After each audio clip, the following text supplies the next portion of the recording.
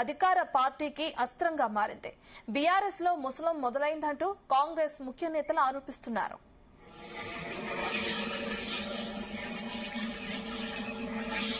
పూర్తి డీటెయిల్స్ మా ప్రతినిధి వంశీకృష్ణ అందిస్తారు. వంశీకృష్ణ, మనం చూస్తున్నాం ప్రధానంగా ఇప్పటి వరకు హరీష్ రావు మాత్రమే లేరు, ఇక్కడ ఈ సభకి రావట్లేదనే వార్తలు తెరపైకి వచ్చినాయి. ఇప్పుడు కేటీఆర్ కూడా సభకు దూరంగా ఉంటున్నారని పార్టీ వర్గాల్లో చర్చ జరగడం మనం చూస్తున్నాం. నిజంగానే కేటీఆర్ సభకు రావట్లేదా? ఆయన ఎక్కడున్నారు ప్రస్తుతం? డీటెయిల్స్ ఏంటి? మనం చూస్తున్నాము జగిత్యాల సభకు సంబంధించి అటు కేవలం ఉమ్మడి కరీంనగర్ జిల్లా నేతలకు మాత్రమే అనుమతి అంటూ కూడా చెప్పడం జరిగింది. అయితే ముందు నుంచి కూడా ఈ సభ ఏర్పాట్లకు సంబంధించి ఉమ్మడి కరీంనగర్ నేతలతో పాటుగా BRS party working president KTR కావచ్చు, దాంతో పాటుగా హరీష్ రావు కూడా ఈ యొక్క కార్యక్రమాలను దగ్గర నుండి కూడా పర్యవేక్షించారు. అయితే ఈరోజు ఉదయం ఏదైతే సుప్రీంకోర్టులో పార్టీ ఫిరాయింపులు ఎమ్మెల్యేలకు సంబంధించిన అంశం మీద కావచ్చు, దాంతో పాటుగా ఏదైతే ప్రధానంగా ఎల్లుండి 22వ తేదీన ఏదైతే కాళేశ్వరానికి సంబంధించినటువంటి తుది తీర్పు ఉన్నటువంటి నేపథ్యంలో ఈ అంశాలపైన త్రిసభ్య కమిటీ, బీఆర్ఎస్ పార్టీ అధినేత కేసీఆర్ ఏర్పాటు చేసినటువంటి త్రిసభ్య కమిటీ మాజీ మంత్రి హరీష్ రావు, బోయినపల్లి వినోద్ కుమార్, దాంతో పాటుగా వదిరాజు రవిచంద్ర, వీరు ముగ్గురు కూడా ఢిల్లీకి వెళ్ళినటువంటి పరిస్థితి కూడా మనకు కనిపిస్తోంది. అక్కడ పార్టీ ఫిరాయింపులకు సంబంధించిన అంశం కేసుకు సంబంధించి కావచ్చు, దాంతో పాటుగా ఎల్లుండి హైకోర్టులో కాళేశ్వరానికి సంబంధించి తుది తీర్పు ఉన్నటువంటి నేపథ్యంలో ఒకవేళ చుక్కెదురైతే సుప్రీంకోర్టుకి ఎలా వెళ్ళాలి, ఎలా ముందుకు వెళ్ళాలనే అంశం మీద చర్చించినటువంటి సందర్భం కూడా మనకు కనిపిస్తోంది. ఇదే సమయాన అటు కేటీఆర్ కూడా ఉమ్మడి కరీంనగర్ జిల్లా కేంద్రంగా ఏదైతే నాయకుడిగా అటు రాజన్న సిరిసిల్ల నుంచి BRS party working president KTR కూడా ఉన్నటువంటి విషయం మనందరికీ కూడా తెలిసిందే. కానీ BRS party working president KTR కూడా ఈ సభకు దూరంగా ఉన్నారనేది కూడా తెలుస్తోంది. ఇందులో రెండు వాదనలు వినిపిస్తూ ఉన్నాయి. ఒకటి, ఆయనకి ఆరోగ్యం బాగోలేదంటూ కూడా కొంత ఏదైతే వినిపిస్తున్నటువంటి పరిస్థితి పార్టీ నాయకులు కూడా చెప్తా ఉన్నారు. కొంత ఎండ తీవ్రత వల్ల కూడా కొంత ఆరోగ్యము మంచిగా లేదంటూ కూడా వారు చెప్పినటువంటి పార్టీ నాయకులు చెప్తా ఉన్నారు. BRS party working president KTR గారు వస్తలేదంటూ కూడా పార్టీ నాయకులు చెప్తా ఉన్నారు. మరోపక్క హరీష్ రావు ఇప్పటికే ఢిల్లీలో ఉన్నటువంటి నేపథ్యంలో హరీష్ రావు వచ్చే పరిస్థితి అయితే లేదు. కేవలం ఉమ్మడి కరీంనగర్ జిల్లా నాయకులు మాత్రమే వస్తున్నారని. ఇక మరొక రెండో అంశము, పార్టీలో అంతర్గత కుమ్ములాటలు ఉన్నాయి. అటు ఏదైతే ఒకరికంటే ఒకరికి పడటం లేదంటే కూడా కాంగ్రెస్ పార్టీ వ్యాఖ్యానిస్తున్నటువంటి సందర్భం కూడా మనకు కనిపిస్తోంది. BRS party working president KTR కావచ్చు, హరీష్ రావు మధ్య కొంత విభేదాలు ఉన్నాయంటూ కాంగ్రెస్ పార్టీ ప్రచారం చేస్తూ ఉంది. బీఆర్ఎస్ పార్టీలో ముసలం పుట్టిందంటూ కూడా కొంత ప్రచారాలు జరుగుతున్నటువంటి సందర్భం కూడా మనకు కనిపిస్తూ ఉంది.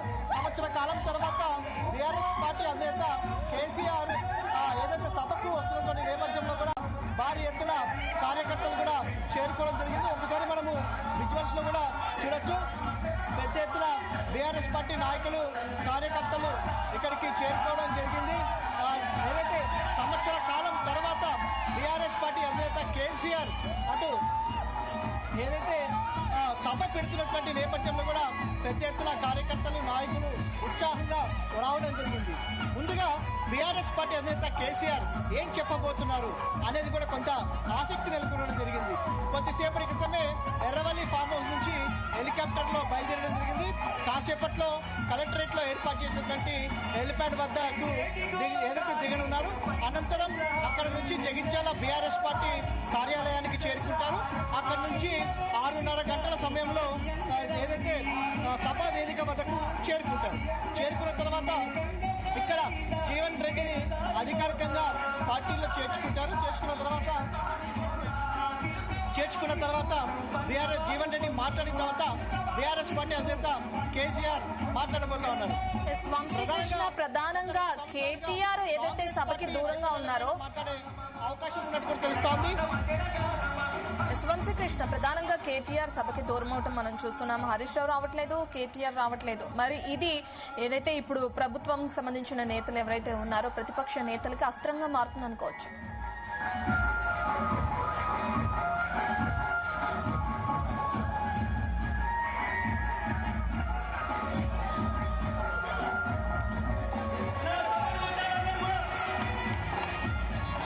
ప్రధానంగా మనం చూడొచ్చు, జగిత్యాలకు సంబంధించి దాదాపుగా 1,00,000 మంది వరకు కూడా జనాభా వచ్చే అవకాశం ఉన్నట్టు కూడా అంచనా వేయడం జరిగింది. ఆ దిశగా జన సమీకరణ కూడా పెద్ద ఎత్తున చేసినటువంటి పరిస్థితి కూడా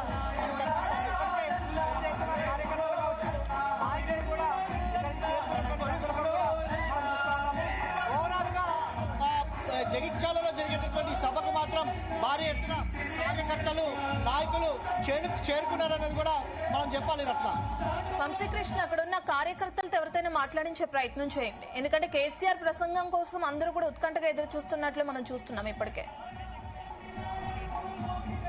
కంపల్సరీ మాట్లాడించే ప్రయత్నం చేద్దాం. కార్యకర్తలతో కూడా వారు ఎక్కడి నుంచి వచ్చారు, ఎట్లా ఎదురు చూస్తున్నారు ఏందనేది కూడా వారి మాటల్లోనే మనం తెలుసుకునే ప్రయత్నం చేద్దాం.